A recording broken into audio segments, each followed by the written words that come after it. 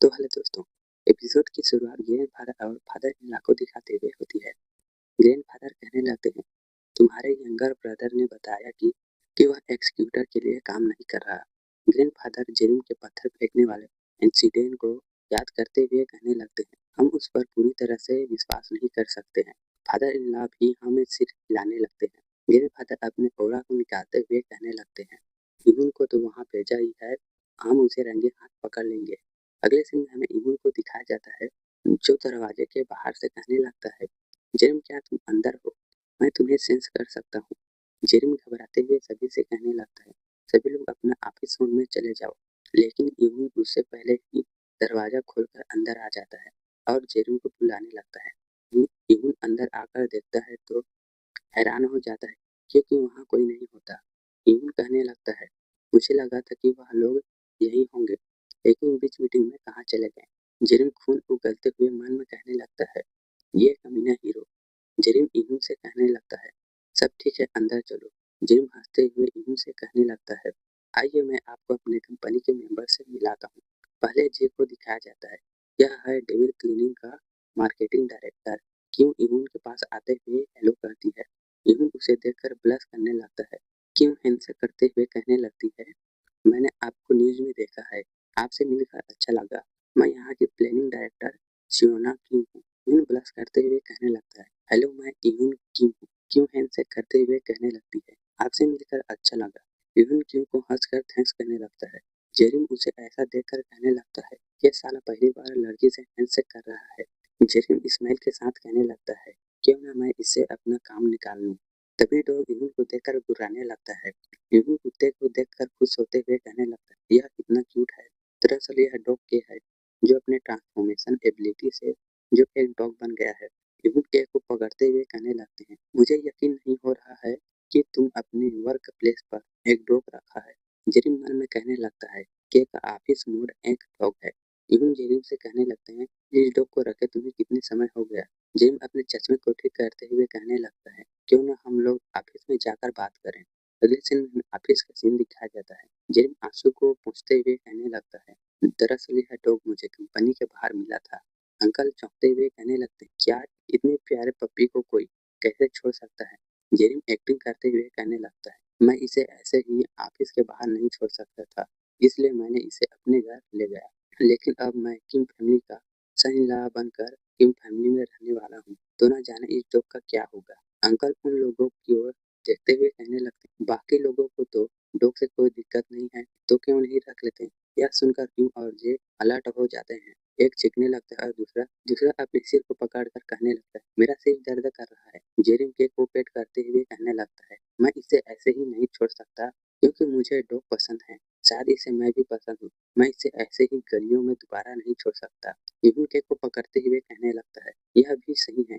Even अचानक से खड़ा होते हुए कहने लगता है, तो ठीक है, मैं अपनी फैमिली से पूछकर बताता हूँ कि क्या हम इसे अपने घर में रख सकते हैं। यून के जाने के बाद ये कहने लगता है, बॉस। जेरिम के की ओर देखते हुए कहने लगता है कि जैसे तुम मेरे साथ किम फैमिली में एंटर होगे, बाद में हमारे एसोसिएशन के लिए उनका इंफॉर्मेशन इकट्ठा करना चालू कर देना। जेरिम मन में कहने लगता है, वेटिंग होने के बाद हम अपना काम शुरू कर देंगे। के खुश होते हुए कहने लगता, जैसे आप कहें बॉस, मैं अपने क्यूटनेस से सबको बस में कर लूंगा और इंफॉर्मेशन जमा कर लूंगा। जेरिम के को पकड़ते हुए कहने लगता है, हाँ यह है एक्सक्यूटर के। इवन जेरिम के पास आकर खुश होकर कहने लगता है, वह लोग पप्पी को रखने के लिए मान गए हैं और के साथ खेलने लगता है। इवन ऑफिस से जाते हुए गंभीर आवाज में कहने लगता है, यहाँ कुछ भी ऑर्डिनरी नहीं है। ऊपर से जेरिम इवन को हंसते हुए देखने लगता है और कहने लगता है, यह बेवकूफ कभी भी मेरे बारे में जान ही नहीं सकेगा। उसके बाद हमें अभी किम फैमिली का सीन दिखाया जाता है। जेरिम अंदर आते हुए मन में कहने लगता है,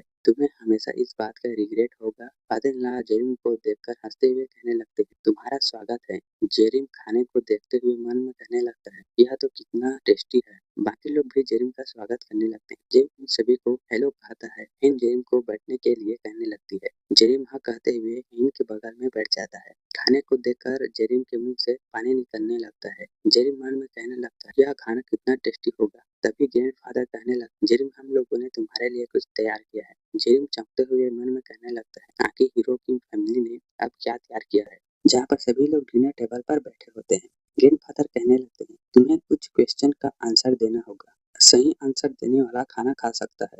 पहले टीम में father in law, mother in law और हेन के ब्रदर को दिखाया जाता है और दूसरे में इहून, हेन और जेरिम को दिखाया जाता है।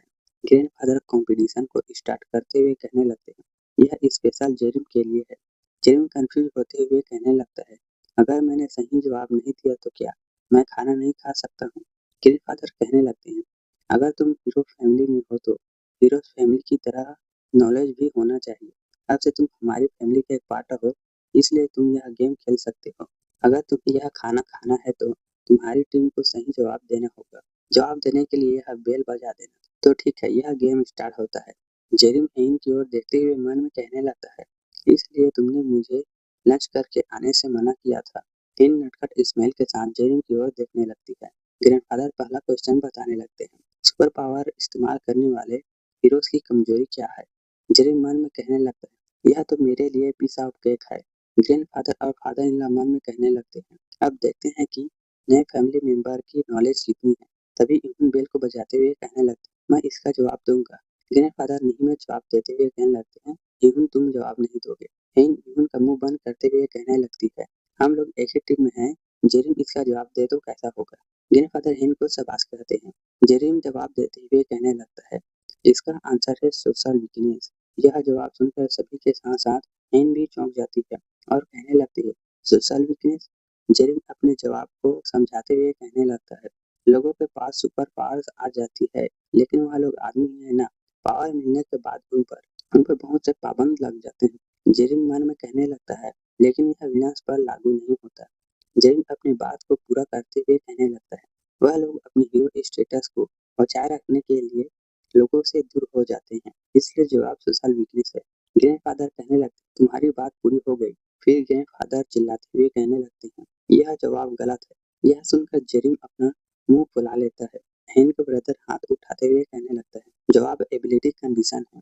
जेरिम यह सुनकर मन में कहने लगता है, एबिलिटी कंडीशन? जैसे कि अपने एबिलिटी का इस्तेमाल एनिमल के कांटेक्ट में आने से ही कर सकता है, उसी तरह सभी लोगों की अलग अलग कंडीशन होती है। जेरिम मन में कहने लगता है, अगर तुम सुपर स्ट्रांग हो तो कंडीशन भी कुछ नहीं कर सकती। मदर इन लॉ हंसते हुए कहने लगती है, हनी यह जोक बहुत अच्छा था। हेन जेरिम से कहने लगती है, मुझे लगता है तुम बहुत ही हंग्री हो तो तुम यह छोड़ दो। जेरिम जवाब देते हुए कहने लगता है, नहीं मैं ठीक हूँ, और मन में कहने लगता है, हंग्री हूँ हेन। फादर इन लॉ कहने लगते हैं, जेरिम क्या तुम ठीक हो? तुमने गलत जवाब दिया लेकिन एक इंटरेस्टिंग सा जवाब दिया। जेरिम मन में कहने लगता है, मुझे भी खाना है।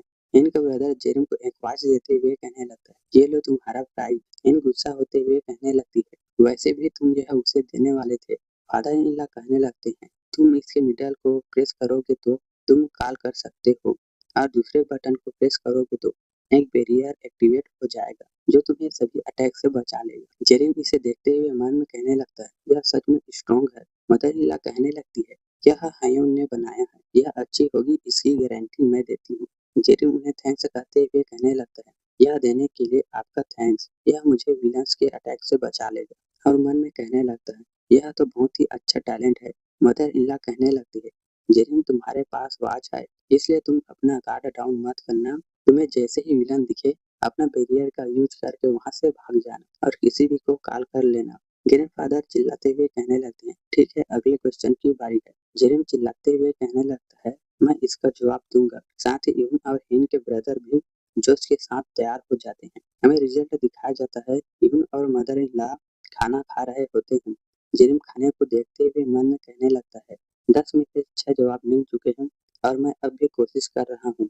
ग्रैंडफादर कहने लगते हैं, तो ठीक है और क्वेश्चन पूछ लेते हैं। जेरिम कहने लगता है, यह जंग कब तक चलेगी?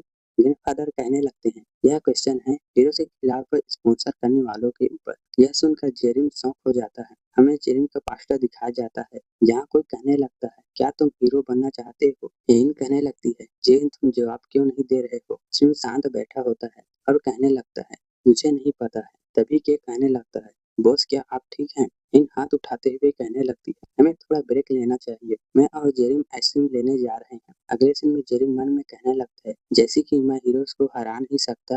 हेन जेरिम से कहने लगती है, मेरी फैमिली के सवालों के लिए सॉरी। हेन कहने लगती है, सभी लोग तुम्हें फैमिली का एक मेंबर समझते हैं। जेरिम हिन के पास जाकर कहने लगता है, तुम्हें सॉरी कहने की जरूरत नहीं है। सभी को तो मुझे थैंक्स कहना चाहिए फैमिली में आने देने के लिए। हिन जाते हुए कहने लगती, ठीक है तुम अपना समय लेकर आना, मैं पहले जा रही हूँ। जेरिम जाते हुए मन में कहने लगता है, एक हिन है जो मुझे समझती है। जेरिम बैरियर को देखते हुए कहने लगता है, यह बैरियर कितना स्ट्रॉन्ग है, हीरो फैमिली की सुरक्षा के लिए तो इतना होना ही चाहिए। जेरिम आसपास को देखते हुए कहने लगता है, कोई जगह जिसे मैं ब्रेक कर सकूं। हमें हिन को दिखाया जाता है जो घर के अंदर जाने लगती है, तभी उसके पीछे कोई आ जाता है। जेरिम बाहर टूटे हुए बैरियर को देख रहा होता है, इधर कोई हिन को किडनैप कर ले जा रहा होता है।